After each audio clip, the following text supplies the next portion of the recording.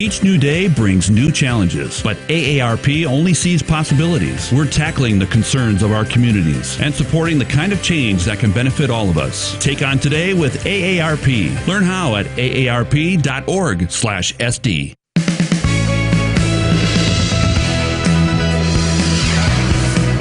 This morning, we'll hear from a KELOLAND mother of a victim in a deadly fentanyl overdose about why she feels state charges against the alleged dealer falls short of getting justice for her son. Plus, how a garish fashion statement on the ice tonight will benefit the local Salvation Army. Good morning. This is KELOLAND on the Go with all you need to know in news and weather as you start your weekend. We also have your boredom busters coming up, but first, our top story. South Dakota's statewide COVID-19 positivity rates were significantly higher over last month than the state originally reported. For instance, on December 7th, the state reported a 12% positivity rate. According to a new chart, it was actually 24.6%. On December 1st, the state originally reported a 4.9% positivity rate. The chart now says the positivity rate for that day was 27%. And on November 22nd, the positivity rate climbed from 12.2% to 21.4%. We found similar discrepancies dating back to mid-November when the state started releasing the one-day positivity rate. The reason for the change? The communications director says the health department recently received updated lab reports that clarified some of the test results. He says they'll continue to review and refine calculations to make sure the information on the state's COVID-19 dashboard is accurate. A South Dakota couple who both died of COVID-19 are being remembered for their selflessness and compassion.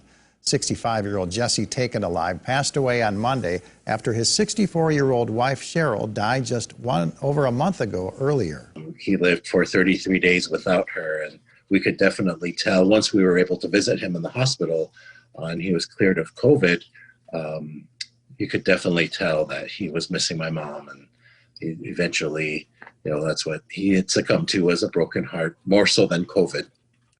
Jesse, who was also known as Jay, was also a former Standing Rock Sioux tribal chairman and taught Lakota language and culture at McLaughlin School. He and Cheryl have 5 children and would have celebrated their 46th anniversary next month. Well, over the summer, KELOLAND News reported on a bad batch of illegal drugs laced with fentanyl that was believed to be behind nearly a dozen overdoses. 3 people died. 23-year-old Josh Steinforth and 24-year-old Tanner Schultz, who were good friends and co-workers, overdosed and died on August 8th. Schultz's surviving brother told investigators how they got the fentanyl-laced pills that they used that night. Now, 24-year-old Terrell Larry is in jail facing 4 state felony charges of possession and distribution of drugs in connection with their deaths. However, their families are left wondering why the charges aren't at the federal level, where the charges can be more severe than what state law allows.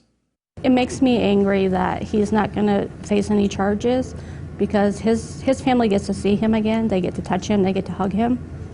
However, I never get to see my son again. According to the affidavit in the state's case, an anonymous informant came forward to tell investigators he purchased fentanyl pills from Terrell Larry. His ex-girlfriend also told them that Larry said, "I think 2 kids I served overdosed after the deaths, but returned to selling drugs." We put the court documents in this case online on this story at KELOLAND.com. Let's get our first look at the forecast now with Chief Meteorologist Jay Trobeck in the Storm Center. Perry, cold start to the day. We've been down in the single digits, but with the sunshine, it's going to be warm this afternoon. A light south breeze, mid to upper 30s here in the eastern part of KELOLAND. The low 50s in the case of Rapid City. Tomorrow is going to be even warmer. Partly cloudy, low 40s in the east, low 50s in the west. Monday, mostly sunny, breezy, and very warm, low to mid 40s. And Tuesday might be the warmest day of them all, mid to upper 40s, but we do have a cold front coming through. Tuesday night and Wednesday, maybe some light snow, well under an inch, but strong northerly winds, so strong temperatures will actually be falling through the 20s Wednesday afternoon. More in your forecast in just a second, Perry. All right, thank you very much, Jay. Well, it's ugly sweater night during this evening's Stampede hockey game. The players will wear green sweaters decked out with candy canes and snowflakes. The jerseys will be auctioned online with proceeds benefiting the Sioux Falls Salvation Army. And the Stampede takes on the Waterloo Blackhawks. The puck drops at 7:05 at the Denny Sanford Premier Center. Sioux Falls Alive is hosting a Santa Festival at the Washington Pavilion. The festival runs from 11 to 4 and includes a Santa handprint, a yard-wrapped Christmas tree, and paper ball reindeer. Kids can also write a letter to the North Pole in Santa's workshop, plus take part in a Santa Sleigh STEM challenge. Reindeer Games is a holiday celebration at the Midco Aquatic Center that includes games, prizes, and Christmas carols from 2:30 to 4. The cost is an active swim pass or a daily admission. Skate City in Sioux Falls is hosting a holiday sweater party from 10 to noon. The participants with the most festive holiday sweater wins a new pair of skates. Admission is $5. Skate rentals are $3. Santa Claus is making a couple of appearances at Lewis drugstores in Sioux Falls. Santa will be at the Lewis at 37th and Minnesota starting at 11 o'clock. Then he'll be at the Lewis at 69th and Louise starting at 3. It's the final Saturday City Holiday Craft and Vendor Show of the year. It runs from 10 to 4 at the former VFW building located on South Minnesota Avenue in Sioux Falls. Jay? Perry, is going to be warm this afternoon with a sunny sky, 35 in Sioux Falls, 32 in Brookings. For Aberdeen, 38 with a southerly breeze, 5 to 15. Western South Dakota, really warm, 50 in Rapid City. Just as warm or warmer tomorrow. All right. Well, thank you for joining us for KELOLAND on the Go. You can get up-to-the-minute developments right here on KELOLAND.com. Have a great day.